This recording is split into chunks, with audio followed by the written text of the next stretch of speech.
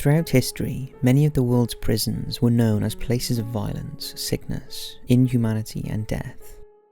Is it any wonder that many of them are thought to be teeming with the spirits of lost souls and troubled spirits? Well, here are 5 paranormal encounters and stories that have taken place inside prisons. Hit those lights, sit back, and enjoy. The Ohio State Reformatory. The field where the reformatory was to be built began life as a Civil War training camp in 1861. Then the city of Mansfield managed to raise $10,000 to build the reformatory, which was to house young prisoners who were first-time offenders, also known as Mansfield Prison. It has become famous by starring in several films, TV shows, and music videos. Its most famous appearance was in Shawshank Redemption, when it was used as a set for most of the filming.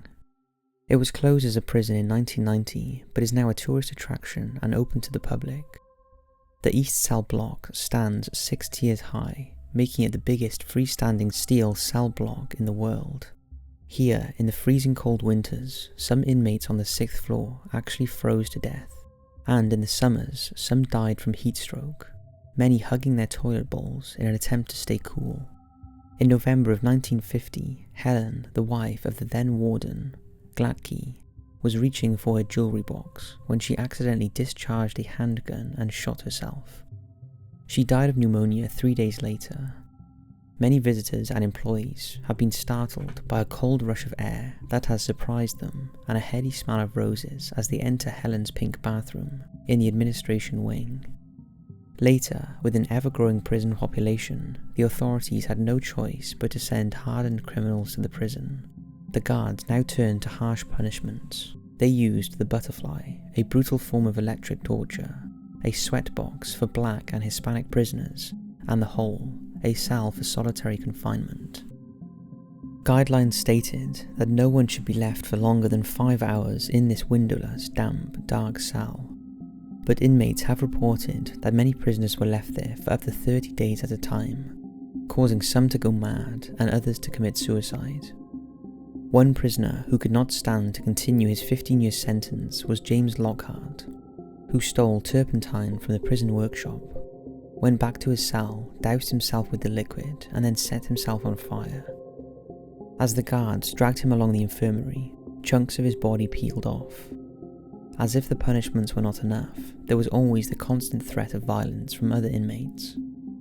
The inedible food, plagues of rats, and the risk of contracting some form of infectious disease. Is it any wonder that rumours of hauntings have been going on for years? In 2015, a ghost tour was being conducted at the reformatory when the participants encountered a scary entity.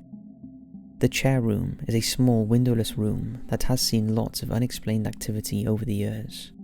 A lone chair sits in the centre of the room, and it's thought that a dark spirit takes a dislike to anyone who sits in the chair. One participant threatened to drag the chair out and chop it up, when suddenly he felt someone or something push him on the back. Take a look at the footage. I think you just gotta be one step ahead of him, you know? Jesus. What? You alright? Something just pushed me. What? You kidding me? No. Hey, he get bent out of shape. He shoved me before. I don't care.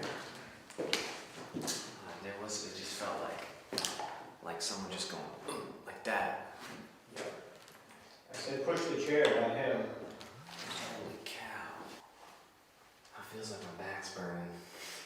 Really? Yeah, right where it pushed me.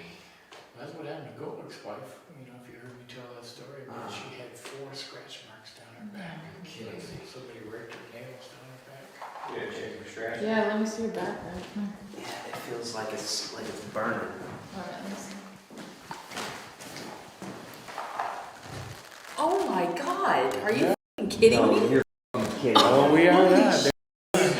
Greg, that is... So what do you make of that? A violent spirit or just an elaborate hoax? Port Arthur, Tasmania. Between the years of 1788 and 1868, over 160,000 criminals were sent from Britain to Australia As a form of punishment, some of these criminals were as young as 9 years old. One of the places they were sent to was Port Arthur on the island state of Tasmania, just off Australia's south coast. The site of the prison was geographically secure, as it was surrounded by shark-infested water, the only connection to the mainland being a 30-yard wide strip of land. There were also armed officers, starving dogs, and man-traps to further safeguard from any escape attempts.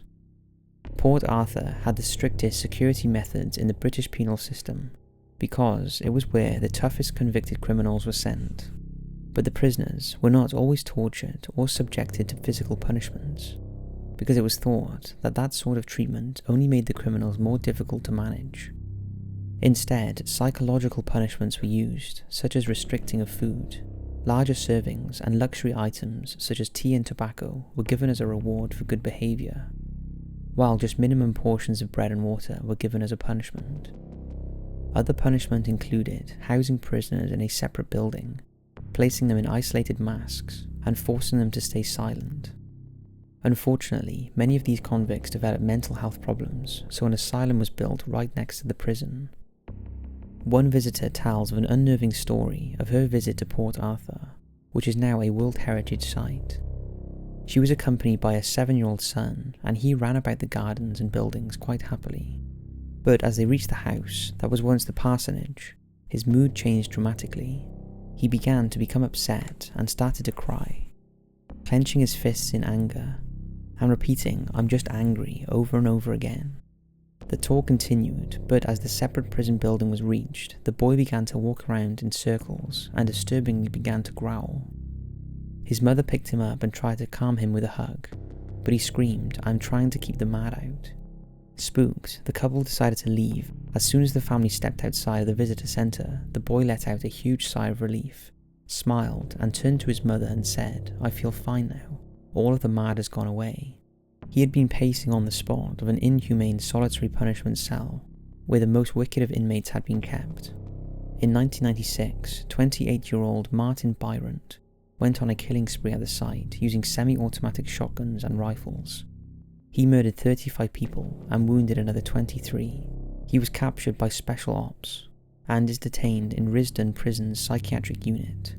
He was sentenced to 35 life sentences plus an extra 1,035 years. Is it any wonder that so many people feel such powerful energy when walking around the site, when you consider how many poor souls have lived and died there? HMP Shepton Mallet, Somerset. Her Majesty's Prison Shepton Mallet opened sometime before the year 1625 during the reign of King James I of England. It was used for all types of offenders, men, women and children. Conditions inside were reported to be dreadful, and the number of executions that took place there before the late 19th century is unknown. A tread wheel was installed so that those sentenced to hard labour could spend their hours walking around and around on a never-ending march. In 1939, at the start of the Second World War, Shepton was used to house both English and American military prisoners. It was also used to keep important historical documents safe away from the bombs of London, such as the Domesday Book and the logbooks from HMS Victory. The infamous London gangsters Ronnie and Reggie Kray served time there in the early 1950s. Between the years 1942 and 1945, 18 US soldiers were hanged at Shepton. One of these soldiers was Private Lee Davis, who was condemned to death for the murder of Cynthia Ray and the rape of her friend Muriel Forder in 1943, despite a lack of evidence. Now, Paul Toole, a tour guide at the prison, is so afraid after his scary encounter that he will only lock up the building when accompanied by another guide. Paul was standing in the execution chamber and telling stories to a tour group when he felt a searing pain on the back of his hand, which he later realised was a cigarette burn. The story he was telling was that of chain-smoking Davis, who pleaded his innocence to the end. In 1991, the prison began to house Category C life prisoners, but has been plagued with ghost visitation since the 1970s, when a young lady died within the prison walls after she was convicted of murdering her fiancé. Her white figure has been seen many times wandering the corridors, causing the lights to flicker on and off, and leaving icy cold drafts in her wake.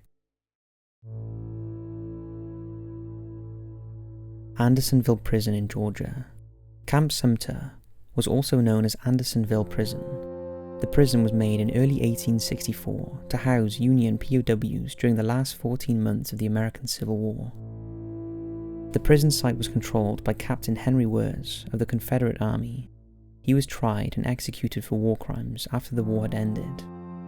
The site initially covered over 16 acres of land and was later expanded to over 26 acres.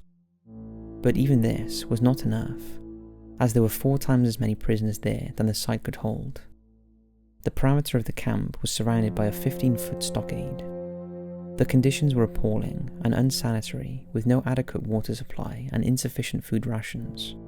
The men suffered terribly from scurvy, lice and thirst. Of the 45,000 Union soldiers held at Camp Sumter during the Civil War, over 13,000 of them died mainly from scurvy, starvation, and dehydration. Some of the men that did survive were so malnourished that they were walking skeletons. Visitors can now walk around the site of Camp Sumter, which has been marked out with double rows of white posts, as it's now part of the Andersonville National Historical Site. The burial site has been made a national cemetery, and visitors can pay their respects at the 13,714 graves there, 921 of which are unmarked. A place that has been exposed to all that suffering and death is always going to be a hotspot for the paranormal.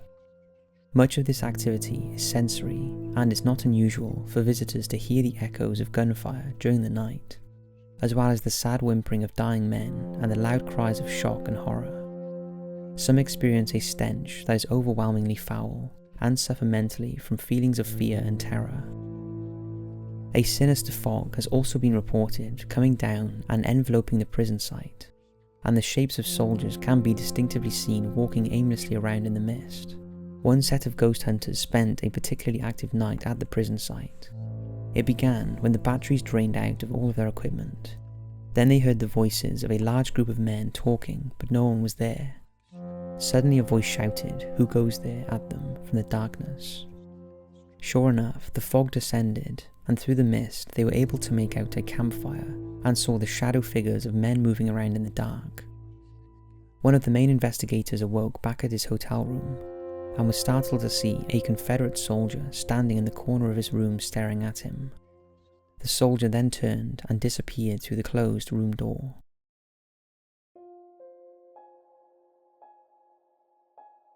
Bodmin Jail, Cornwall, England. Just on the edge of the granite moorlands of Bodmin Moor in Cornwall lies the former prison that was once Bodmin Jail. The prison was built in 1779 for the then King George III and was used to capture prisoners of war. It consisted of 3 buildings: a debtors' prison, a house of correction for minor crimes, and a county jail for the more serious felons. Executions took place at the main gate of the prison until 1856. But after it became law that executions must take place privately, a new execution shed and a 15-foot hanging pit were built. 55 executions took place at Bodmin, and 51 of these would have been open to the public, who would have travelled for miles to watch the spectacle. Bodmin Jail was closed in the 1920s, and most of the jail has fallen into ruin, but visitors can tour the remaining buildings which have been restored. We can hold a private investigation there if you would all love to see that. In 2017, Tony Ferguson was visiting the prison with his wife. Just near to the execution pit, they set down their camera and were lucky enough to capture some footage of what looks like a ghost. The sinister figure is dressed in black and appears to have a white face as it walks across the end of the corridor. Take a look.